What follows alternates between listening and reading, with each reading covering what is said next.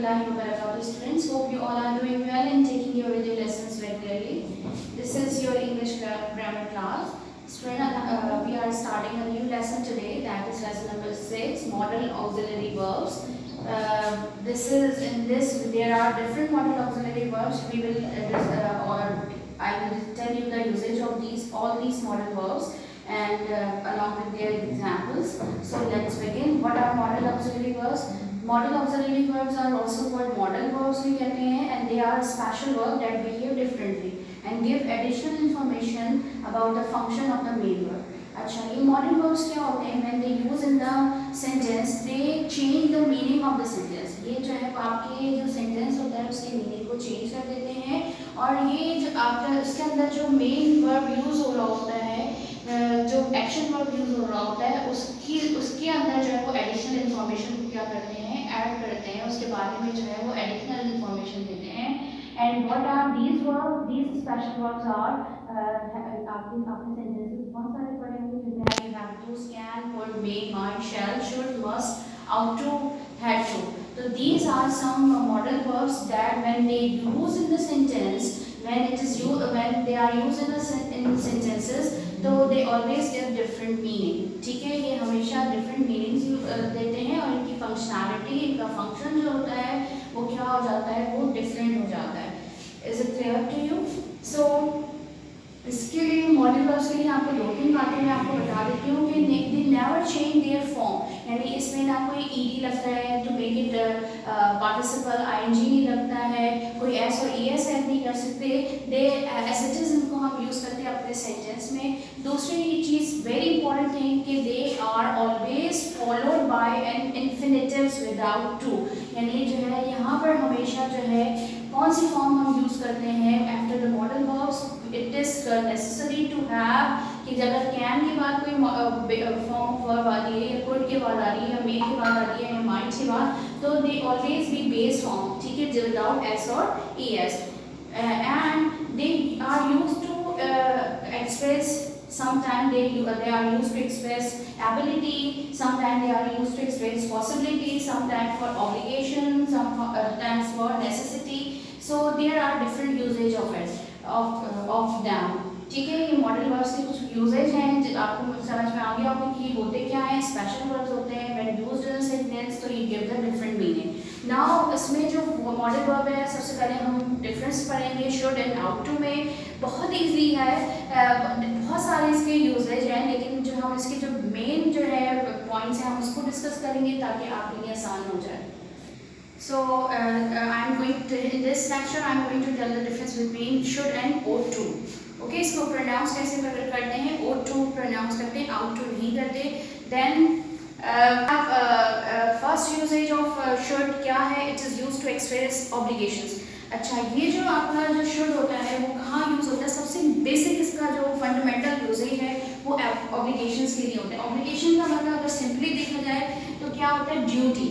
जो भी आपके फ़राइज़ होते हैं, जो आपकी जिम्मेदारियाँ होती हैं, जब आप उसको एक्सप्रेस कर रहे होते हैं इन योर ओन वर्ड्स, जो आपकी जिनके साथ आप मोरली या फिर लीगली बाउंड होते हैं, तो ऐसे एक्शंस के साथ जब हम उसको एक्सप्रेस करने के लिए ऐसे एक्शंस को जिनके साथ हम मोरली और लीगली बाउंड होते हैं, तो उनके लिए हम कौन सा मॉडल ऑक्सिलरी वर्ब जो है वो सुटेबल होता है? दैट इज शुड होता है. ठीक है, जैसे हम ये है कि you should respect your Elder. अब आप देख लीजिए कि जो यहाँ पर शुड है ये वाला, तो इसके बाद जो है मैंने आपको बताया था इसमें इसकी कोई फॉर्म ऑफ वर्ब नहीं होती, लेकिन ये किसको फॉलो करता है? It is always followed by a base form of verb.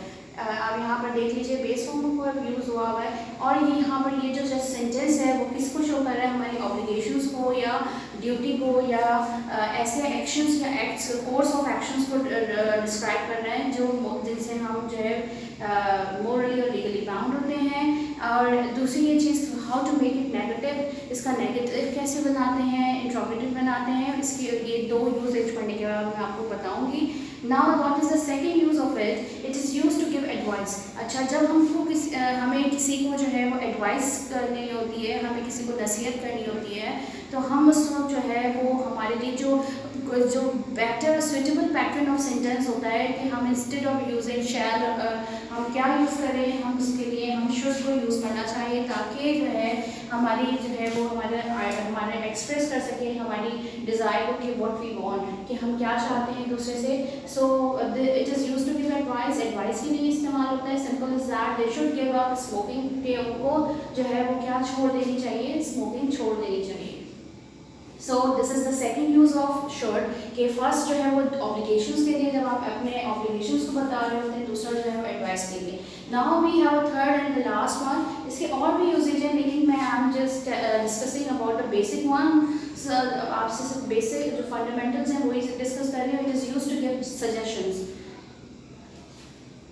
For suggestion जो है वो हम क्या यूज़ करते हैं, व्हेन वी गिव समवन, अपना एक्सप्रेस करना चाहते हैं, अपना पॉइंट ऑफ व्यू को एक्सप्रेस करना चाहते हैं, तो उसके लिए हम क्या यूज़ करते हैं, शुड का स्ट्रक्चर को यूज़ करते हैं। As I have given this example, he should apply for that job, उसको जो है वो इस जॉब के लिए क्या करना चाहिए, अप्लाई करना चाहिए। This could be a suggestion for someone, for he, यहाँ पर क्योंकि ही लिखा हुआ है तो उसको एडवाइस, वो सजेशन दी जा रही है, तो इसके लिए हम क्या, कौन सा स्ट्रक्चर को फॉलो करेंगे, we will use modal verbs. कौन सा मॉडल वर्ब यूज़ करेंगे, should.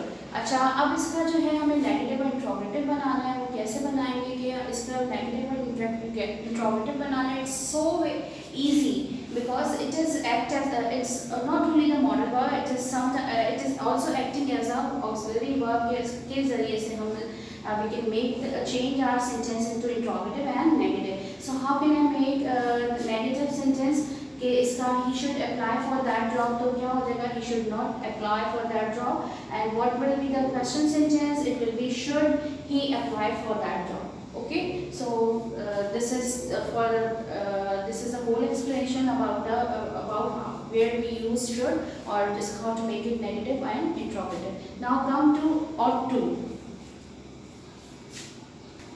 What are the uses of ought to का uses, okay, क्या uses हैं? तो first है जो it is used to express obligation or expectation. Students, ये जो ought to है, it is quite similar to should, but it is much less frequent. What does it mean? कि वैसे तो बिल्कुल तकरीबन जो है वो सिमिलैरिटी इन दोनों में बहुत है, शुड और ought to में, बट जो है वो कहते हैं लेकिन ये जो ought to है ये बड़ा कम यूज़ होता है। जो क्लासिकल जैसे इंग्लिश होती थी उसमें जो है ought to का स्ट्रक्चर काफ़ी ज़्यादा यूज़ होता है, बट हम इसको भी पढ़ लेते हैं कि किस लिए यूज़ होता है। एज आई टोल्ड यू कि शुड जो है ऑब्लिगेशंस के लिए और एक्सपेक्टेशन के लिए यूज़ होता है। इसी तरह जो है वो ये भी जो है वो ऑब्लिगेशंस के लिए, obligation as I told you duty, जिससे हम मोरली और लीगली बाउंड होते हैं। हमारी एक्सपेक्टेशन, जब अपनी एक्सपेक्टेशंस को शो कर रहे होते हैं कि हाँ किसी को ये काम करना चाहिए, हम जिस किसी से एक्सपेक्ट कर रहे होते हैं कि इसको ये चीज़ करनी चाहिए, तो उस वक्त जो है हम कौन से स्ट्रक्चर को फॉलो करते हैं, which modal verb we use ought to। ठीक है, तो क्या हो जाएगा, as I have written in the sentence, you ought to listen carefully because this is the expectation actually, कि हम ये एक्सपेक्ट कर रहे हैं कि जो चीज़ हम किसी को बता रहे हैं तो उसको वो चीज़ केयरफुली क्या करनी चाहिए, सुननी चाहिए। इसी तरह जैसे like should, the verb ought to does not have any past form, any participle form, इसमें भी कोई past और participle नहीं होती, और जो है it is also comes right after the ought to we have only the base form। अच्छा, इसका जो सेकंड यूज़ है, it is use to express likelihood of something happening. Likelihood means कि किसी चीज़ के पॉसिबिलिटी, इम्कान जो होता है, किसी चीज़ के होने का इम्कान को एक्सप्रेस करने के लिए हम कौन सी चीज़ यूज़ करते हैं, ought to का स्ट्रक्चर यूज़ करते हैं। told you कि it is used to express the likelihood of something happening, किसी चीज़ के होने के लिए ये जो पॉसिबिलिटी होती है या कोई चीज़ होने वाली है उसके लिए जो पॉसिबिलिटी होती है, प्रोबेबिलिटी होती है, तो उस वक्त भी हम जो है ought to के स्ट्रक्चर को फॉलो करते हैं। तो क्या हो जाएगा, she ought to be here by now, कि उसको जो है वो ये उस वक्त तक जो है वो यहाँ पर होना चाहिए। So this is about the should and ought to। and अच्छा, इसका नेगेटिव इंट्रोगेटिव क्या है, पढ़ लेते हैं कि ought to is rarely used in questions or negative। जब भी हम इसको यूज़ करते हैं तो हम जब भी इसका नेगेटिव या इंट्रोगेटिव बना रहे होते हैं तो हम अक्सर लोग जो है इसको शुड में चेंज कर देते हैं। बट मैं आपको बता देती हूँ how can I change it into negative. In negative not comes between ought and to। कहाँ आता है if I want to make it negative, अगर इसी से मैं नेगेटिव बनाना है तो कैसे बनाऊंगी? Where should I put not after between ought and to? You ought not to listen carefully. ठीक है, इसी तरह to in question the subject comes between ought and to. इसी तरह जो है वो questions में जो है वो आपका जो subject है वो आपका किसके between आ जाएगा? ought and to के. जैसे मैं in the next example you can see that ought she to be here by now. Okay यहाँ पर आप देख सकते हैं ought को आप अगर पहले ले आएंगे और she को उसके बाद ले आएंगे then we have to, तो क्या बन जाएगा? ought she to be here by now. थोड़ा सा weird लग रहा है, थोड़ा सा अजीब सा लग रहा है, इसी वजह से when जब भी इसकी क्वेश्चन या नेगेटिव्स बनाते हैं तो वो उसके बजाय हम ought to के बजाय हम should यूज़ कर लेते हैं, but this is also okay, इसको ये भी बिल्कुल सही है. So this is I explain you in this class कि पहले मैंने आपको समझाया कि मॉडल ऑक्सिलरी वर्ब्स क्या होते हैं, कि स्पेशल वर्ड्स होते हैं when they come in the sentence they change the meaning of the sentence. Okay, और मेन वर्ड की जो है फंक्शनैलिटी को क्या कर देते हैं? चेंज कर देते हैं. और जो उनमें जो कौन कौन से आते हैं? Can, could, may, might, shall, will, should, must, ought, ought to, had to. ठीक है, जो है आपका फिर उसमें मैंने should को डिस्क्राइब किया एंड ought to को डिस्क्राइब किया. Now we do the exercise. The exercise is very easy. Open page number 18 and here you can see lesson number 6 model auxiliary verbs and there is a description about should and ought to. यहाँ description दी हुई है. सबसे पहले जो हमारा topic है वो it is to discuss about should and ought to. अच्छा, ये मैंने आपको डिस्कस कर चुकी हूँ कि यहाँ भी आप देख लीजिए it is used to express obligation, advice and duty. There is no past form of should and ought to. Should and ought to are similar in usage but can often replace each other. इन्होंने नहीं बताया मैं but I have told you two usage of it. Okay, now we do the exercise. What is exercise? We have to complete the following sentences with suitable using suitable clause. Use should or ought to in your sentences. अच्छा, यहाँ पर आपको क्या use करना है? ये आपके पास जो है वो पार्ट ऑफ द सेंटेंस दिए हुए हैं, उसको आपको कंप्लीट करना है. सुइटेबल आपको क्लॉज इंसर्ट करना है इसमें, और उस क्लॉज में जो है वो मेन थिंग क्या होगी? या तो आप उसमें शुड यूज़ करेंगे या फिर जो है ought to यूज़ करेंगे. So let's have a example. पहला सेंटेंस क्या है? बहुत आसान है. आपकी डेली रूटीन और आप बहुत सारी ऐसे चीज़ों को डिस्कस किया गया जो आप करते हैं और you know the answer of them. When you get up in the morning, आप जब सुबह उठते हैं तो व्हाट यू डू. तो आप मुझे बताइए कि क्या करते हैं आप सबसे पहले? कि you should wash your face, sometime you should brush your teeth, you should क्या कहते हैं ऑफर प्रेयर. इस तरह जो भी आप जो फर्स्ट काम करते हैं, जो भी आप काम करते हैं, आपको उसको जो है उस किस तरह के स्ट्रक्चर में आपको लिखना है? आपको शुड या ought to के स्ट्रक्चर में लिखना है. Then we have a second sentence. Second sentence देख लीजिए. When someone gives you a present, अगर कोई आपको गिफ्ट देता है, कोई प्रेजेंट देता है, कोई आपको तोहफा देता है, हदिया देता है, तो आपको क्या कहना चाहिए? कि आप क्या कहते हैं? हमें क्या कहना चाहिए? बीइंग अ मुस्लिम हमें क्या कहना चाहिए? वी शुड से जज़ाकल्लाह, या अगर फीमेल है तो जज़ाकल्लाह बोलेंगे. ठीक है, तो आप किस तरह कंप्लीट करेंगे? How you are going to complete the sentence? When someone gives you a present, you should say या यू ought to से जज़ाकल्लाह. Okay, and you should say you should be thankful to them, to her, to him, जो भी बहरहाल आप लिखना चाहें ये भी कर सकते हैं. The second sentence, third sentence that when you meet someone, आप जब आप किसी से मिलते हैं, जब आप किसी के साथ यानी आप जब अपने स्कूल में आते हैं, कहीं भी आपकी मीटिंग होती है, तो आप जो है सबसे पहले उनसे क्या कहते हैं? यू शुड से अस्सलामु अलैकुम. You should greet them, greet भी कर सकते हैं. यू शुड वेलकम दैम, ये भी कर सकते हैं. यू ought to से अस्सलाम वालेकुम, ये भी आप कह सकते हैं. तो देयर आर मल्टीपल ऑप्शन, लेकिन वो ऑप्शन लिखिएगा जो सुइटेबल हो, जो अकॉर्डिंगली हो इसके.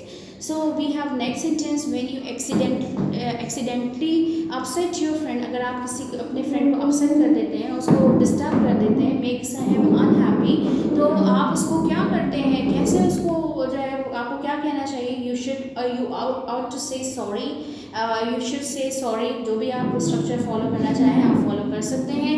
Then we have a last sentence. हमारे पास लास्ट सेंटेंस क्या है? Before you go to bed, आप बेड पे जाने से पहले यानी एट नाइट में गो फॉर स्लीपिंग एंड आप बेड पे जाते हैं तो आप सबसे पहले क्या यानी आप क्या करते हैं, समटाइम्स आप जो है वो यू मेक वुदू, यानी आप वज़ू करते हैं या आप बस recite. Now we have next thing, what should you do while drinking water according to Sunnah. आपको कैसे पानी पीना चाहिए आपको ये खुद लिखने हैं, ठीक है। आप try to write it by yourself, लेकिन आपको which structure you will follow, you should use should, okay. While making the sentences, मैं एक दो सेंटेंस बता देती हूँ। आप क्या करते हैं कि जब आप सेंटेंस कहते हैं पानी पीते हैं तो सबसे पहले क्या करते हैं, यू शुड क्या कहते हैं, cover your head, okay, you should say बिस्मिल्लाह, you should drink water in 3 sips. इस तरह करके आपको जो बिल्कुल और जो सिक्वेंशियल वे में जो है आपको लिखने हैं बिल्कुल जिस तरह आप ड्रिंक करते हैं water according to Sunnah. So this is the homework for today, you will have to do it in your book, only this exercise, the exercise A, page number that are given on page number 18. So what is the homework for today? You will have to solve exercise A of given on page number 18, lesson number 6 in your book. This is for today. Inshallah, hopefully you can do it easily and revise this topic because this is a new topic for you, and try to use these structure in your sentences. while making sentences आप text में बनाते हैं, आप compositions में composition writing में आपको चाहिए होता है, तो आप इन स्ट्रक्चर को भी यूज़ कीजिए. It will improve your writing, it will improve your speaking. So this is all for today. इंशाल्लाह we will meet you in the next class. Till then stay home, stay safe. अस्सलाम वालेकुम व रहमतुल्लाहि व बरकातहू.